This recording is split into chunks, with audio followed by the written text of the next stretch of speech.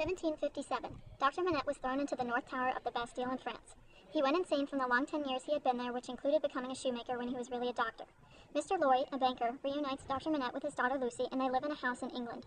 A man named Charles Darnay is imprisoned in England and was later acquitted with the help of defense prosecutor Mr. Stryver and his partner Sidney Carton. In France, Marquis Saint-Evremond, who is the uncle of Charles Darnay, runs over Gaspard's son.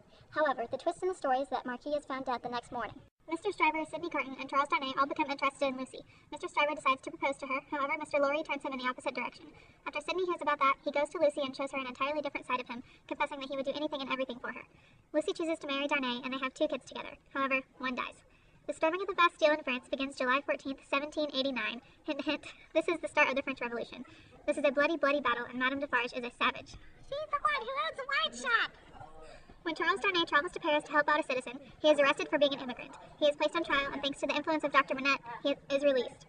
Dr. Manette's note has been discovered by Monsieur Defarge. Charles is denounced by Madame and Monsieur Defarge and the letter from Dr. Manette. Everyone finds out the reason that Dr. Manette was thrown into the Bastille and the letter that they found in his cell.